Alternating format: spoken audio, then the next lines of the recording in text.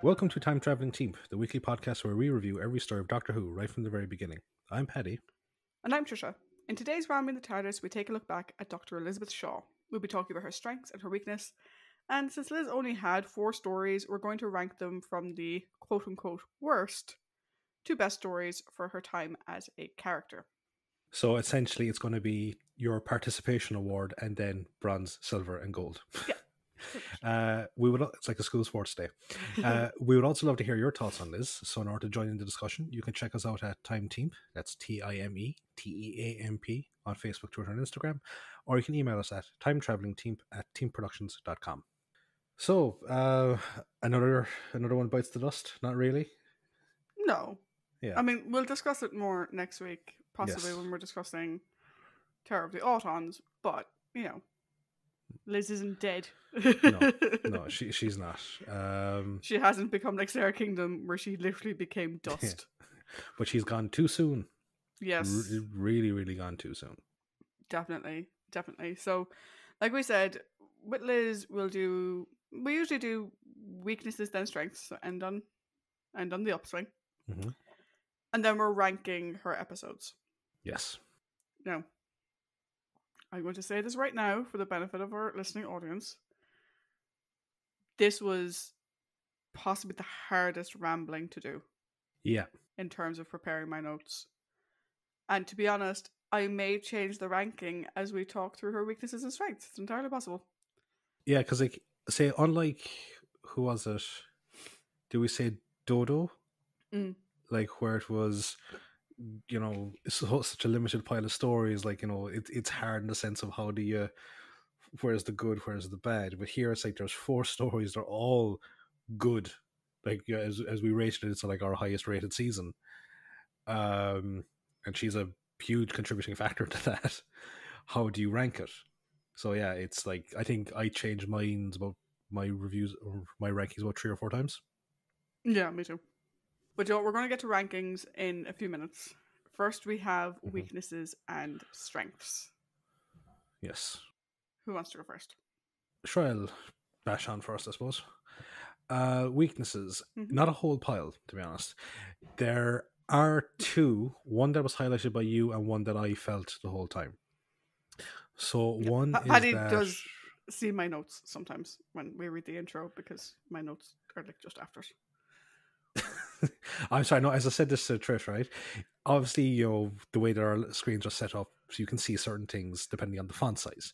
Now, Trish wrote her weakness, not in a normal font, she wrote it in a font that I like to call Brian Blessed, as in it just fucking screams out of the page, you know? And I've been on a bit of a Brian Blessed kick recently, so there we go. Okay, why don't you do your one, and then I'll do the one that we have in common, so... Okay, so, I think she needs to stand up for herself a small bit more. Especially to the Doctor, because she does kind of get, I won't say she gets like the shitty end of the stick, but like there are times like, you know, he does use her and she realizes it, and you know she should kind of go, I fuck her, you know. Something like that. Or even with the brig, like, yes, she's attached to UNIT, like, but see, this is the thing, is that okay, she's a member of UNIT, but UNIT also has a military infrastructure. What way does the ranking system work there, you know? So, and again, like, my whole thing was like, you know, I empathize with her in Silurians, because I also don't like getting that sort of a thing done to me. I don't like orders being barked at me. If it's a request and it's part of my regular job specs, I will do it. But, you know, don't come down me like a ton of bricks because I bark back. Yes, he does. Yeah. Not at me, though, but at other people. I know better. Damn fucking right you do. So that's pretty much it again. But I think it's kind of like, I remember, very similar to Jamie in the sense that the Doctor would sort of abuse the relationship a small bit. And it's like, man, stick up for yourself. Call him out in his bullshit. Here I would say to Liz, do the exact same thing. Yeah, and like, she does it a little bit in Spearhead, right? He uses her to get the key, and then she gives out to him. She's like, don't ever do that to me again. And then in Silurians, he does it again. He uses her to lie. I think Ambassadors, he's fine. Yeah, because he doesn't even fucking know that she's gone. Yeah, she didn't pay attention to the fact that she's disappeared. And then in Inferno, we see it again. Oh, go feed this into the computer while I do my thing. And it's like, stop fucking lying to her or making her lie for you.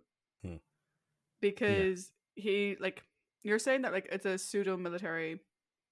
It's a military organization with civilian attachments. In the same way that Stargate Command is a military organization with civilian attachments. But, like, I was actually just thinking of that there. And I'm just trying to remember who...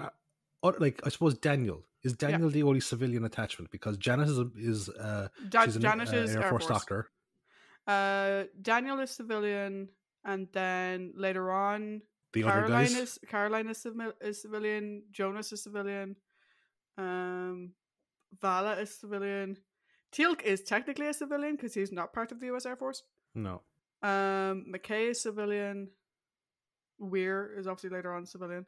So there's a couple of civilians dotted around, and you get the sense that like the other SG teams probably have a civilian or two dotted amongst them. But straying from the point, but staying on the point, is that with SG-1, you've got two Air Force regular Air Force personnel, an archaeologist, and a refugee. Yeah, we'll go refugee. Or what's the word? Defector, yeah, thank you. Whereas, like, so that's really meshing military and civilian. Whereas with UNIT, it's like you don't really see, yes, like the Doctor you will see a lot with the Brig or with Benton or anything like that, but they don't go on military incursions together. They usually kind of separate that sort of stuff. But the thing of it is that you don't think of it as SG-1, you think of it as Stargate Command. Yeah. Where General Hammond gives orders to everybody, including Daniel, and Daniel is expected to follow because it is a military-run organization. In the same way, UNIT is a military-run organization. Liz is employed by them, and she has to follow that hierarchy. And I understand that sometimes the Brig bites at her in a certain way or barks at her or whatever. And that's fine. But that kind of leads into my weakness, right? So the Brian Blessed thing is, I was good with weaknesses, and the first thing I wrote was, Liz has none. Liz is a fucking queen, right? She has no weaknesses. But she does. I think Liz's problem is that Liz has great confidence. And I'm going to talk about that when we talk about her strengths. But she doesn't advocate for herself effectively. And that's her problem, right? The Doctor uses her. She doesn't push back. She laughs it off. It's a bit of a laugh. And maybe to her, she's like, oh, it is a bit of a laugh. Do you know what I mean? She's not personally insulted by it, whatever. She gets into these head-to-heads with the Brig, where the Brig wants her to do something. And she's like, no, I'm either busy, that's not my job, even though he hasn't clarified what the fuck he wants her to do, or whatever. And Liz's problem is she doesn't communicate effectively with her superiors and with those around her. Like, the sassy attitude is great and I love it, but it's not doing her any favors. You know, and I mean, one has to argue the point. Maybe she doesn't want it to do it any favors. She didn't want to fucking work for them in the first place. You know? Yeah. She's not really there by choice.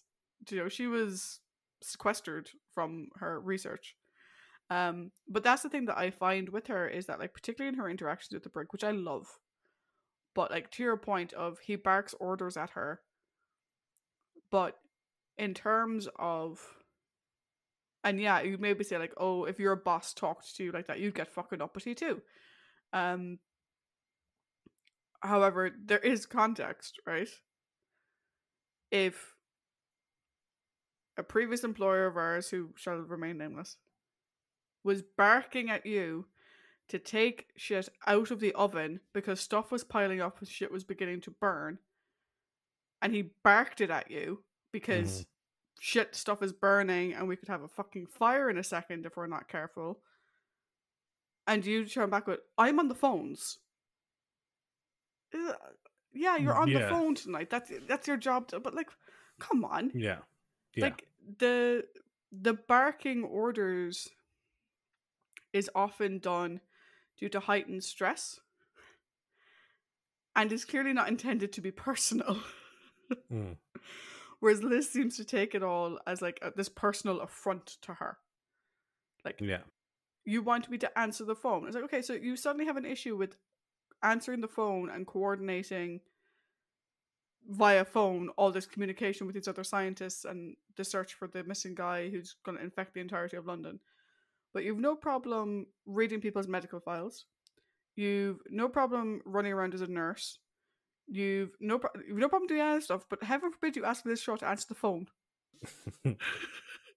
That is her line in the sand, and it's kind of like I think it's great because they make for great moments. Mm-hmm.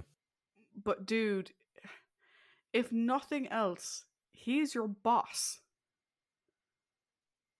The doctor is not your boss, and you're not self-employed. The brig is your boss, and if you have an issue with the way he speaks to you, address it as, I have an issue with the way you speak to me, not with, I'm not doing the thing you want me to do. Mm-hmm. At the height of a crisis. And that's where I think she doesn't advocate for herself effectively. Like, what she's saying is correct. Like, he barks orders at her. He treats her like she's normal military, which she's not. And that's something they need to work on. Yeah. But she never addresses it that way. She just gets uppity with him. Yeah. And he gets uppity back. And I'm just sat there enjoying it. You know, whatever. But I think that's a slight difference between you and I in terms of how we deal with people who bark orders at us. Because you do not like it, and you don't like it when other people have to go through it either. And I know that from working with you outside of the podcast environment. I've gotten better at it. I don't, roar at them. I very that isn't civilly... something to gloat over, Paddy.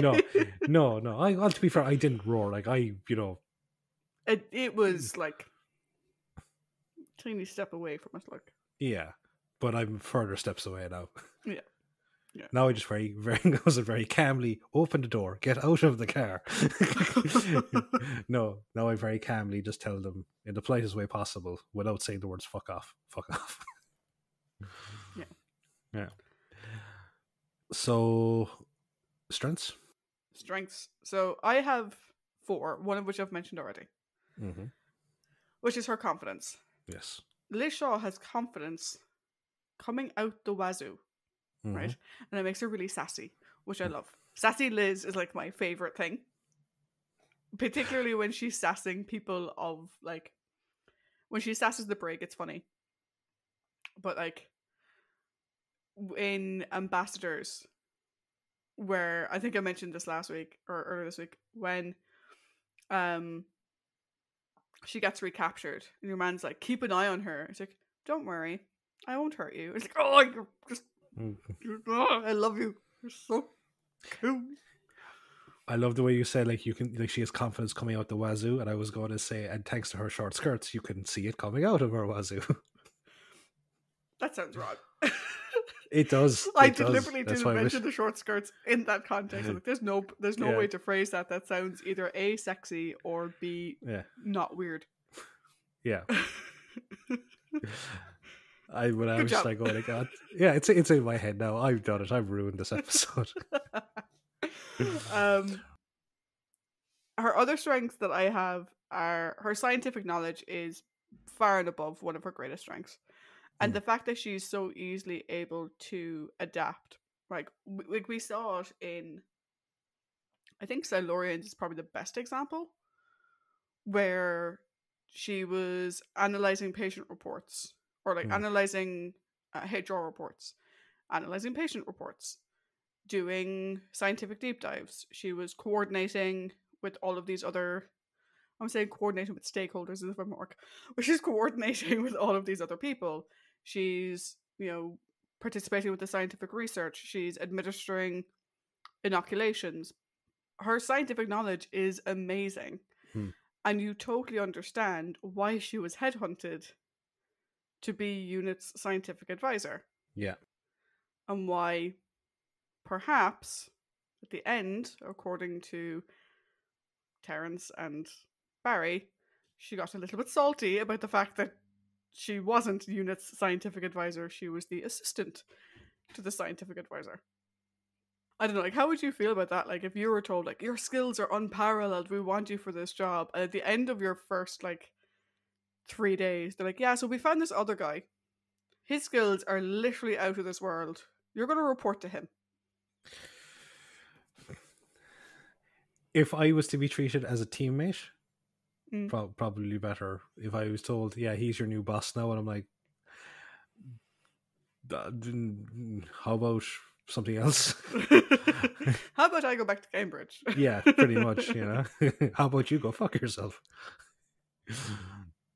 Also, she has this amazing ability to work alone. Mm. And we see that a lot. I mean, you know, I think one of the reasons why people possibly struggle to put Liz in a companion category, or why they don't often think of her as a companion, is A, she doesn't go anywhere in the TARDIS, right? Which is fine. She does time travel, like 15 seconds. But B, it's because while her and the Doctor have scenes together, and they Yeah. do certain things together, like once per story, they'll have a big thing together. Mm-hmm. She's often working away by herself. Yeah. She does her stuff and he does his stuff. And that's where Liz's greatest strengths come from. Like, the fact that, like, she got kidnapped. Those two fuckers were clearly busy. Too busy to look for her themselves. And she was working away, getting shit done. You know, figuring out how to get out of there, figuring out all these different things by herself. And it makes her, like, in my opinion, and this is where I disagree with Barry and Terence, I think that makes her a great companion. Because she can meet the Doctor almost effectively at his level. Mm-hmm. Which is fantastic, and which we haven't really seen since Susan. Yes. Yeah, no, I completely agree. And even Susan wasn't really at his level because they had a familial relationship that was cross-generational, you know? Like you could make the argument for Zoe as well, but there's something different there. Yeah, like Zoe was treated as a child. Yeah. And an annoying child at that, you know? Whereas Liz was, in many ways, treated as maybe a close but younger sibling. Yeah. You know, like me and my sister, for example. Mm-hmm. You know, where the Doctor was clearly the elder, but there was a lot of trust and a lot of camaraderie and what have you between the two of them. And I think that came from her ability to work alone. He didn't need to be over her shoulder all the time, and he could say, "Yeah, I'm gonna fuck off for the day and do whatever. Mm-hmm. When I come back tomorrow, we'll check in with that component you're fixing on the TARDIS that I was going to leave you to fix." You know, like it's crazy, you know. Yeah. And then my last one is that she comes across at the beginning of Spearhead as a real Scully type character. Yeah. Oh, definitely.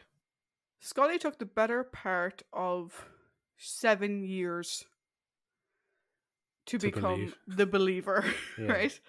And even then, a lot had to happen for that to happen.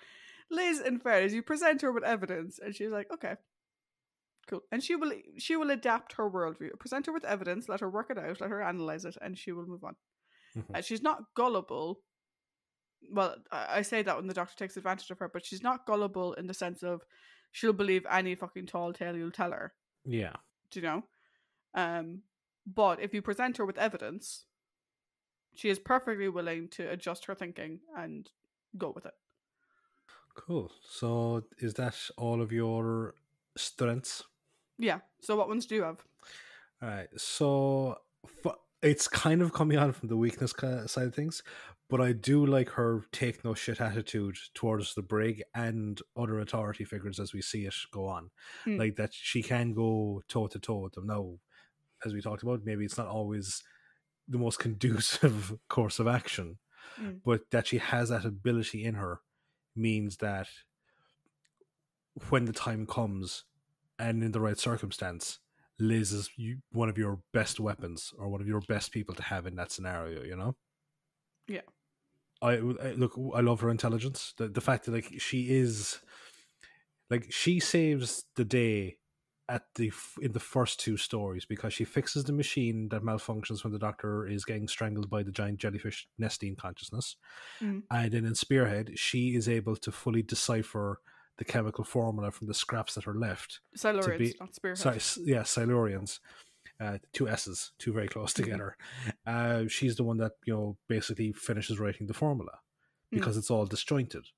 And I'm assuming, you can tell me wrong because you're a scientist, that putting something together in the wrong sequence can create something completely different and completely even deadlier. Oh yeah, I mean it depends on what way he wrote it, do you know? But like, Yeah, yeah, if you're doing like whether he wrote it as a this plus this plus this, and like he presumably was including quantities and whatever, or like proportions and stuff. If you do that arse backwards, like that could go horribly wrong. I have a feeling that he was writing it in the sort of the chemical layout compound like that. Was it DN6 back from Planet of Giants was written out in. Yeah, Yeah, and like in that context, I mean, it depends on what the compound was, do you know? yeah, But there is like that chemical signature is read in a specific way, yeah, and particularly if you're formulating that, the way the components are included, they're if you read it wrong, it can go weird. Particularly because there were so many of them. It's not even that like did she read it wrong? hmm It's there were lots of pieces of paper. yeah, exactly. Which one was it? Yeah. Do you know? You put how much nitroglycerin into the compound? Yeah, it'd be like me trying to decipher your handwriting. It it takes work. That, Like that's low. it's true though, Mr. Chicken Scratch. Leave me alone. Yeah, for our listeners, I have terrible handwriting. He really does. It's shocking. According to some people, I can read it perfectly, but I doubt that, to be honest. I can read it perfectly. How dare you? And I think my last point is that, like, she is so brave and capable that whenever she's separated from the Doctor, you're not really worried about her in sense of. I'll put it this way: when she was inside, when she was in Ambassadors, when she was in the secret facility, yeah, I was fully I was full sure that she was going to be able to take care of herself. When it came to the chase in said same episode, and she's dangling over the ledge, like obviously, look, that's a terrifying situation to be in. But the fact that she tried to fucking push one of them over the ledge before she herself got over, it's like, again, it goes back to that thing of, like, going back to Barbara or even going back to Vicky to an extent. I'm not worried about them when they're separated from the Doctor. Yeah. Because, one, they're capable, and two, as well, they help drive the story from a different perspective. So sometimes when I'm watching the Doctor side of things, I'm like, can we please go back to Liz? Or can we please go back to the companion? Because their story, like the B plot or the B avenue, is sometimes more interesting than the A plot. I'm always reminded with Liz of Barbara in the Crusades. Yeah, definitely, absolutely. I rated the Crusades a 5 because I loved every aspect of it. But while from the historical point of view, the Doctor's interactions with Richard the Lionheart are great, but from the adventure side point of view, Ian and Barbara are the ones that are driving it. But especially Barbara, because she's the one in the danger zone. Yeah. And because, Ian kind of went missing for an episode. Because absolutely. Well, most of us on holidays. Yes.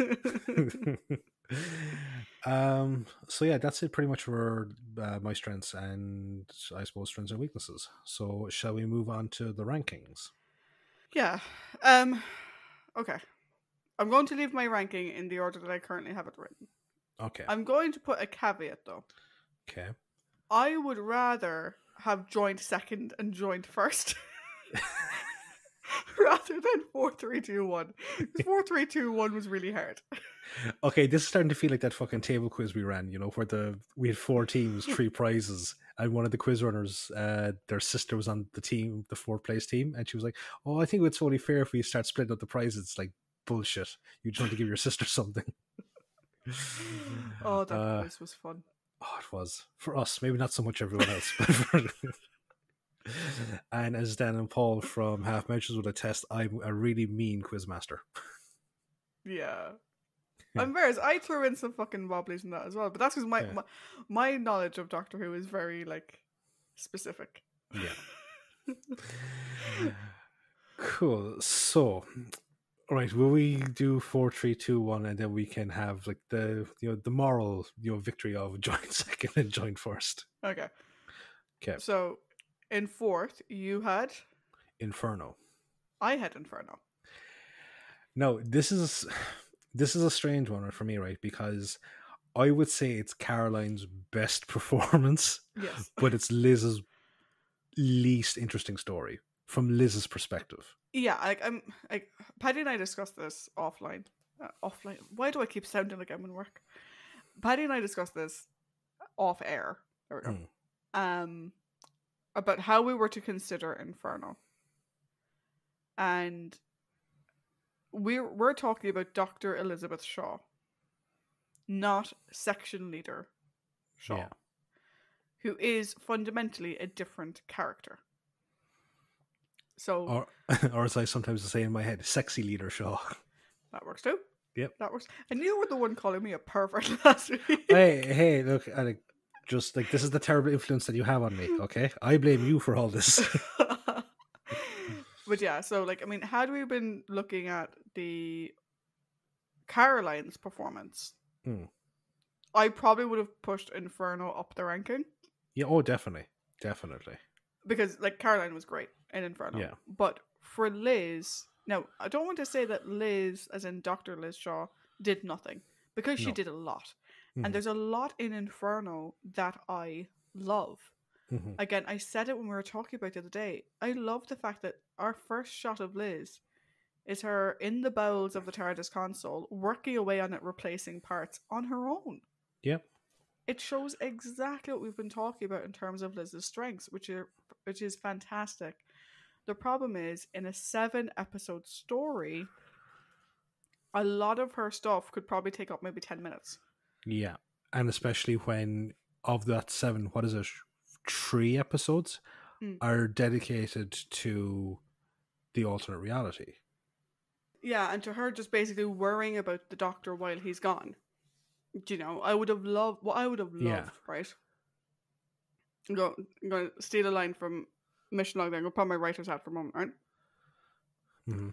I would have loved if, while the Doctor is gone, Liz is with the brig working to shut down the project. Yeah. Do you know that she is rallying and raging over the fact that your man cut the power and the Doctor fucking disappeared?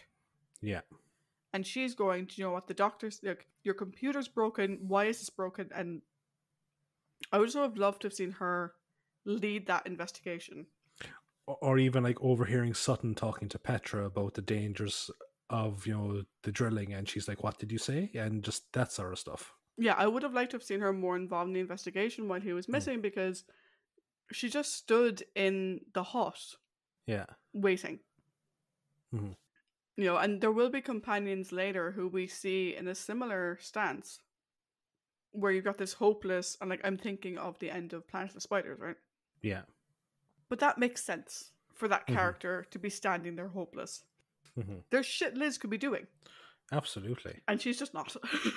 No, she's not. Like, and again, I just want to stress the fact that, that it's primarily down to the issue of the alternate reality, which was great for her Caroline performance, but in terms of Liz, it's not a strong outing for Liz. It's a good outing, but it's not comparable to the other 3 stories that she's in.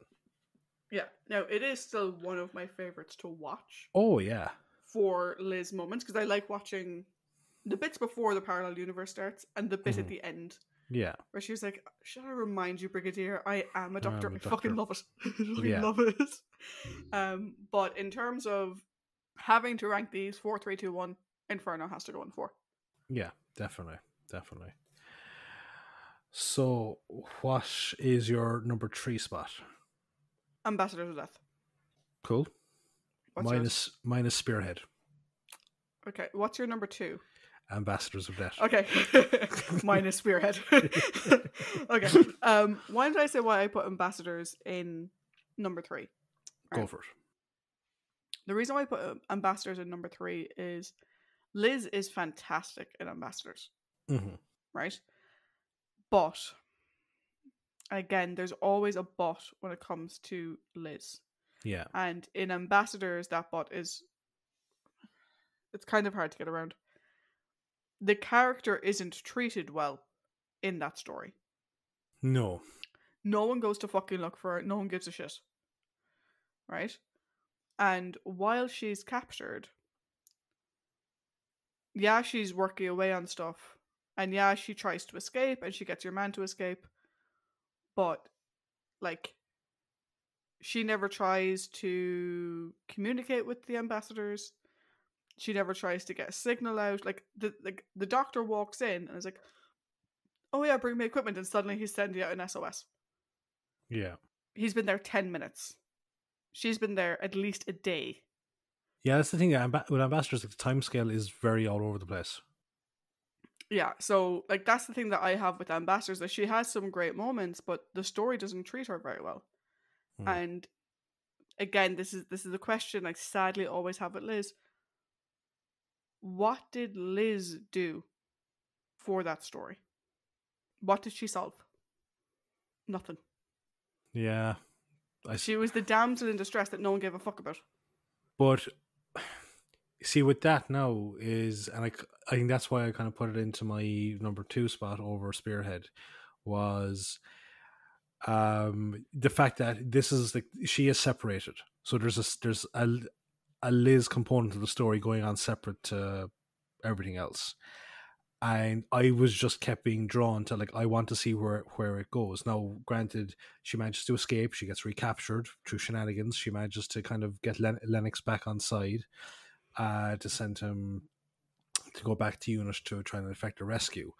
And while, yes, there's no saving the day like she did in the 2 preceding stories, but there was just something about the fact that even when she's captured, it's a tough capture. It's not like, she's dragged kicking and screaming into the back of a car or something like that. It's like she fights them off, and it's the only reason she gets captured is because she has to be saved from dying by her captors.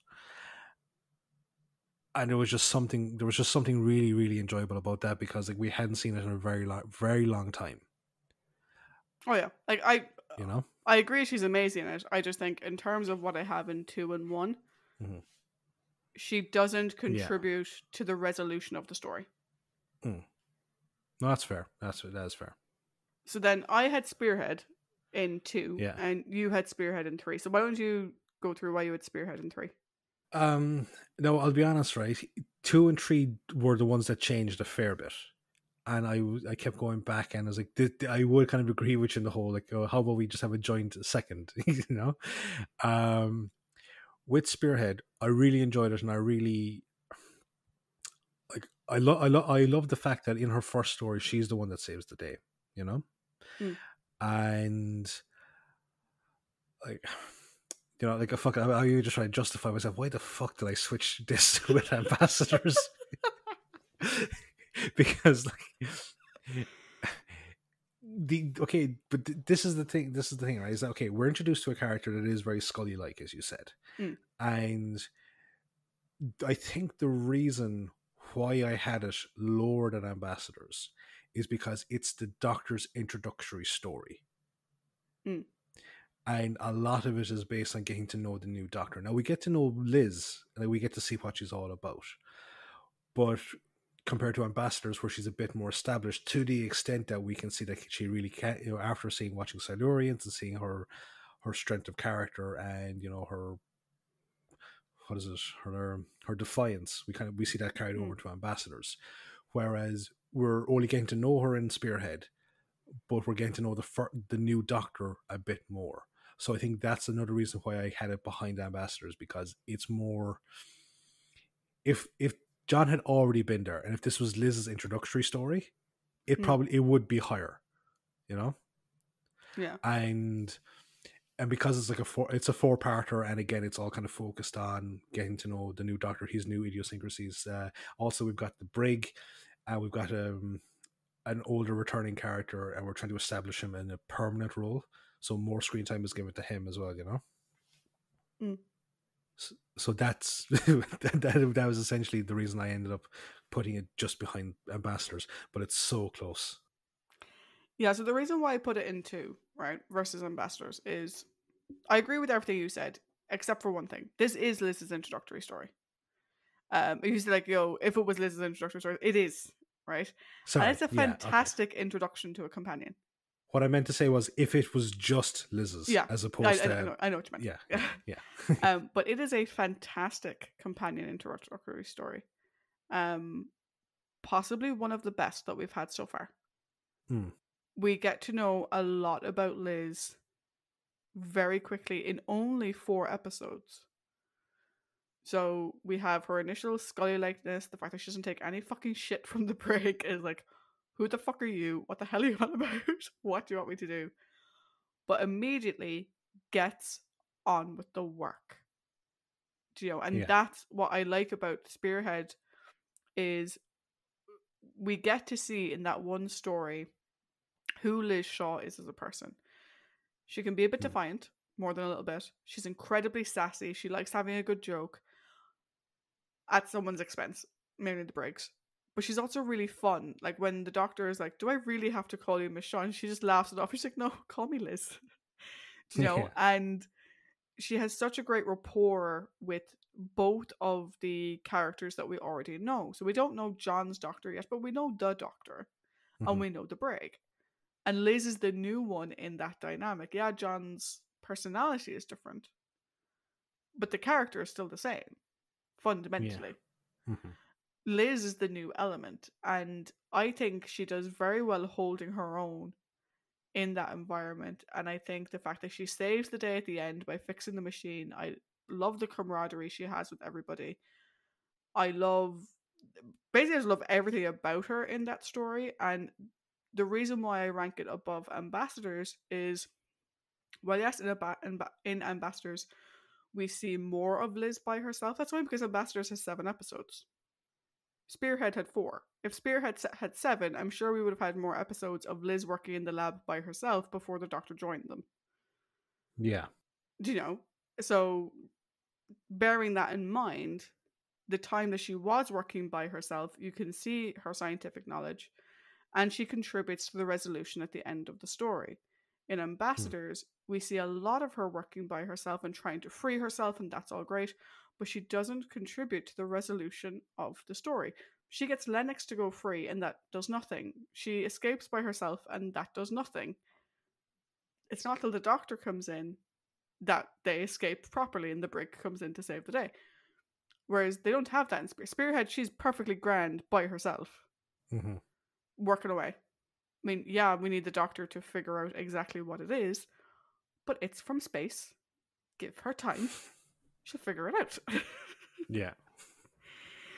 So that's for me was why I ranked them the other way around. Though I can understand why, you know, why you may feel that like her joining the team was kind of overshadowed by, oh my god, the brig is back, and oh my god, we have the new Doctor or whatever, particularly in only 4 episodes.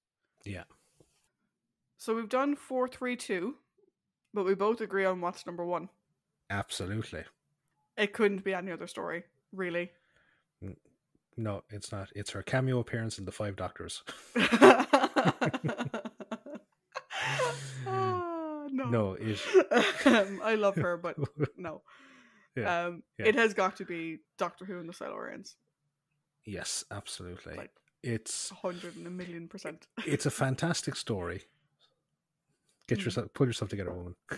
It's a fantastic story the whole way through, with stellar performances from everyone. And even though Lawrence is an annoying fucker, he's still a really good performance as an annoying fucker. Liz is just amazing in it. She's great. She's like, she just sucks you into the story. Mm. You know? One of the things I find with Silurians, and I don't know if we discussed it at the time, we maybe didn't, is I think Liz is really the heart of the story in Silurians. Because it's through Liz that we, the audience, sort of know what we're meant to be feeling, if that makes sense. Should we be scared? Should we be anxious or whatever? Liz is that for us in that story, more so than any of the others she was in. Yeah, actually, no, that's a very good point, because Like, I suppose from the Doctor's perspective, the Doctor is an alien, so his viewpoint towards dealing with the Silurians is going to be completely different.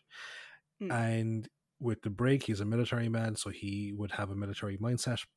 And then with the other characters, it's all like, you know, xenophobia, fear of the unknown. It's like paranoia. Whereas Liz comes from the human aspect, but also the more rational aspect of being a scientist, and also her experiences with the Doctor. So yeah, she's kind of right in the middle. So you actually, yeah, she is the touchstone for how we should feel. No, yeah, that's a really good point. And like, it's a great Liz story anyway. You know, we get her being a bit Hmm. defiant. We get her, we get to see her heart, like her worry over the Doctor. We get to see her as a scientist, as an administrator, as a nurse, as a researcher. We get to have her explaining Doctor speak to the Brig, which, I still don't understand why Barry and Terence thought that it had to always be the Doctor having those lines. I quite like that it's a companion saying those lines. Um, but it's just all around fantastic Liz story. Like, the story itself is fantastic, and we mentioned all the reasons why: the cast, the pacing, the Silurians themselves, whatever. But Liz is consistently great throughout, and whether she's working with the Doctor or standing alone, she's constantly doing something. Whereas in the other stories, she's moving around a lot but doing nothing. If that makes sense. Yeah, the fact again that she saves the day. Mm. Like, and I will state that, yeah, the Doctor came up with the formula, but he got taken away before he was able to fully transcribe it, and so she's the one that does it. So she's the one that effectively puts all the pieces of the puzzle together, and again, shows no fear, especially when she's in that I love that sequence where everyone is saying the Doctor has turned, the Doctor has gone evil, and she's sticking to her guns. And I actually believe that she's the one that helps get Masters on side to not take any rash course of action, Yeah, I would which agree. which is fantastic because, like, I think that's come up lately, and I've seen it again. Is more and more people are getting into Classic Who, which is fantastic, and I love it. But the what is it? The issue of sexism in 60s and 70s media keeps coming up, and I suppose like a trope is like that you have like the female scientist and it's like, oh, what do you know, you're a woman type thing. Mm. Whereas here Masters takes the rational, like, you know, I suppose neutral viewpoint from Liz to kind of say we can't make any rash decisions until we have all the answers. And Masters realizes that she is probably the smartest person in this room. I'm going to listen to her above the guy that I've known for years, and I Mm. got above someone that has just said to me that this person has been killed by these creatures, you know. Yeah. So, like, while yes, the way that I suppose you could say that Caroline was swapped out, or Liz was swapped out for the something for the dads type companion, the fact that she was a character that had like integrity and smarts, and like she just didn't rely on the fact that she was a woman to get out of issues. Like, she just fucking solves shit, and it was Yeah. great. And this is just a fantastic story for that, you know. Yeah, I would agree. And like, the one thing about Liz that, and I was gonna go back just to say it again, right? The one thing about Liz that I regret, because she had 4 solid stories, Mhm. not a dud in the bunch, No. be it from Caroline's performance or from the story itself, Yeah. which is great. I mean, compared to some of the other companions we've had, that that's fantastic. Mhm. There's a small part of me though that is still like, if you think about the sexism of the time and whatever, it still really bothers me that she never gets called Dr. Shaw. Yeah, of course. Because I was convinced she did. It was only on the rewatch I realized that she never does. And I am really curious now. I think I have Doctor Who and the Silurians. But I definitely want to get all of these. I want to get the novelizations of them. Hmm. I want to see what else did the writers of the novelizations build upon, if anything, for Liz. And I just really like. I want to read her in prose, you Yeah. know. And I'm probably going to be going down a big Finish rabbit hole.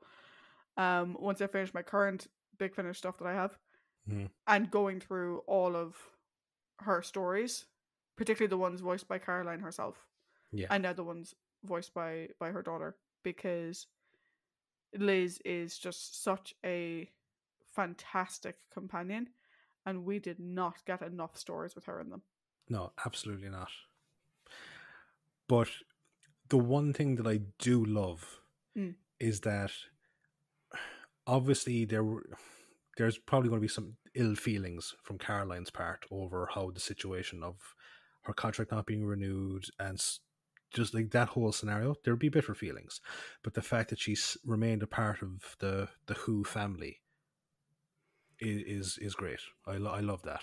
Yeah, and to be honest, I'm gonna need to look more into it, but from the interviews I've seen over the years, I don't think there was any bitterness. I think there was some disappointment that her time on the show was over. But like I said, when we were talking about why she was leaving, she was also pregnant at the time. Yeah. So even if Barry and Terrence had wanted her to stay, this was the 70s. Yeah. She probably wouldn't have. Do you know? Yeah. She would have been written off eventually, and we'll talk about it more when we talk about Terror of the Autons. The way they deal with her departure is not the best. No. And I don't like the way it retroactively reflects on the story she was in, but it does give a bit of credence to the character herself. Yeah. I think they're underselling what she did in her stories, but they're saying that she needed more as a person, which isn't wrong. Yeah, no. Jesus Christ, no. So yeah, for again a companion that was only in the show for 4 stories, this rambling has gone on for quite a while. Yeah. Gone on for Jesus nearly for nearly an hour, I think. Yeah. I wonder how long we would have gone on about Brett. Brett's best moments. Yes. Well, in episode 1, yeah. right? I actually prefer to be in episode 2, to be honest. We're just very thankful he didn't live to see episode 7. Oh god, yeah. Can you imagine Brett in episode 7? No, I don't want to. I really don't. He's just going around going, what the fuck is this? Oh, God. Cool. That is a fan fiction for another day. Absolutely. And speaking of another day, this coming Monday, we will be starting the brand new season, season 8, with Terror of the Autons. Ooh. So until Monday, guys. Bye. Bye-bye.